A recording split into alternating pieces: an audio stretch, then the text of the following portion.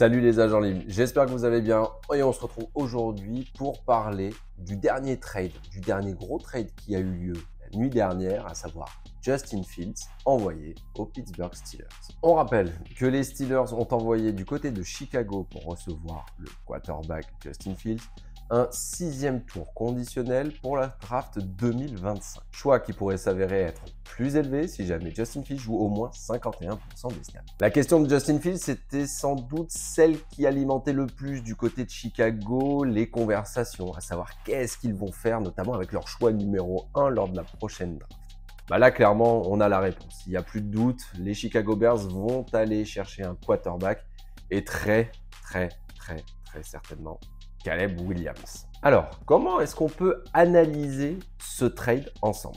Pour Pittsburgh, c'est sans doute un très bon coup joué par la franchise. Après avoir fait venir Russell Wilson, ils font venir un quarterback plus jeune, à qui il ne reste aussi que 1 an de contrat, et qui va apporter des choses différentes par rapport à Russell Wilson. La saison dernière, on avait vu quand même des éléments de progression chez Justin Fields, avec une fin de saison bien plus complète que ce qu'il avait pu faire les années précédentes. Quant à la compensation, il se murmurait depuis déjà plusieurs semaines que potentiellement Chicago pourrait obtenir un 2e tour de draft, un 3e tour de draft.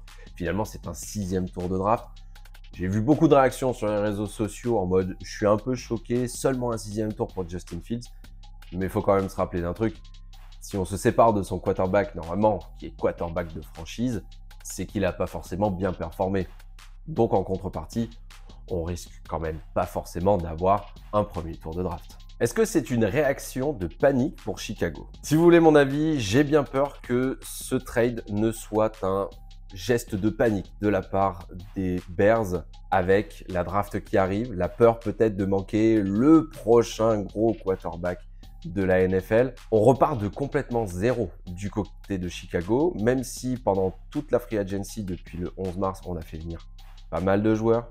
On s'est plutôt bien renforcé. Il y a quand même DeAndre Swift qui arrive au poste de running back, Keenan Allen qui arrive au poste de receveur, donnant des armes potentielles à Caleb Williams, si tant est que ce soit Caleb Williams qui soit drafté par les Bears au mois d'avril prochain. Mais toutes ces armes, elles n'auraient pas pu servir aussi à Justin Fields. C'est un petit peu le ressenti que j'ai. L'incertitude de l'avenir concernant Justin Fields a sans doute énormément pesé dans cette décision de l'envoyer à Pittsburgh. Avec les nouvelles armes qu'il avait, je pense qu'il aurait été plutôt pertinent de lui donner une dernière chance de prouver sa vraie valeur. Le cahier de jeu avait évolué l'année dernière. On avait vu des progrès avec là, ce coup-ci, des armes beaucoup plus importantes à sa disposition. On aurait pu penser que Justin Fields aurait pu faire une saison plutôt bonne au poste de quarterback l'année prochaine. Au lieu de ça, Justin Fields part donc à Pittsburgh et selon Tom Pelissero, il sera bien entendu quarterback numéro 2 derrière Russell Wilson.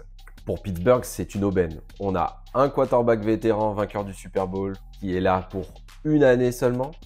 On a Justin Fields à qui il reste 1 année de contrat aussi et potentiellement sa 5e année en option. Donc vraiment, l'un dans l'autre, j'ai l'impression que les Steelers sont quand même assez gagnants dans cet échange.